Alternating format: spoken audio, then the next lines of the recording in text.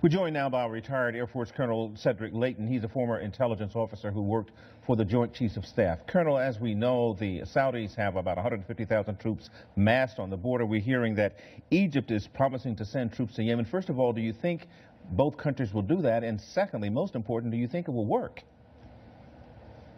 Well, I think it is possible, Randall, that they will, in fact, do something on the ground. Air power has a way of softening up things first, and then there's a need to come in and do things on the ground in order to affect real political change. I think that they're going to run into some significant difficulties, though. The northern and western parts of Yemen are incredibly mountainous, and of course, that's Houthi territory. And the Houthis know this like the back of their hand, and they are going to do everything in their power to make sure that it would be a very long and difficult campaign for the Saudis and the Egyptians. Now, Egypt has gone into Yemen before to disastrous results. Do you think that there's a chance here for history to repeat itself?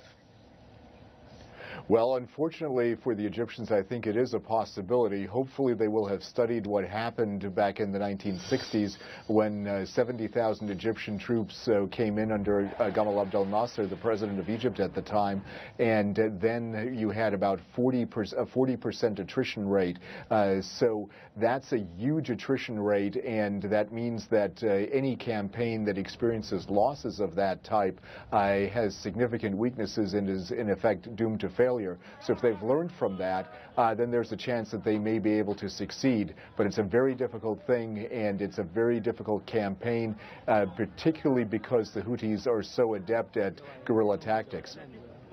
Now, today, that the U.S. assisted or actually rescued Saudi pilots who went down.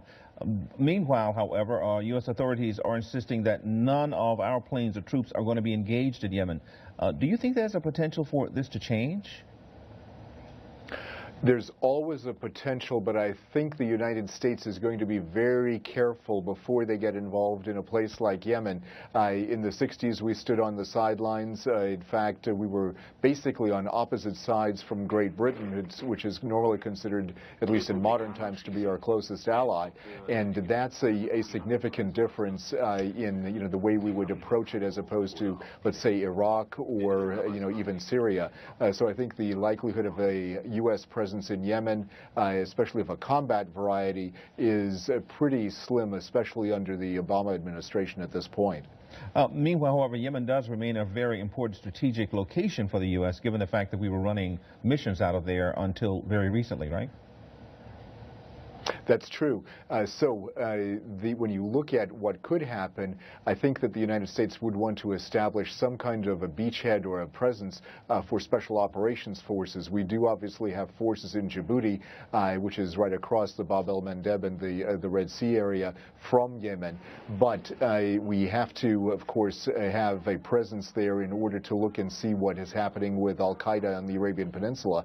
And that, of course, is another factor in all of this. Another group, very dangerous from our perspective, that is not aligned with the Houthis, but is also not aligned with us. So that it really is representative of the quagmire that exists in this area and is a very, very dangerous place for us to get involved in, no matter what we do. Thank you very much, Colonel Cedric Leighton. Thank you for your insight. Imran?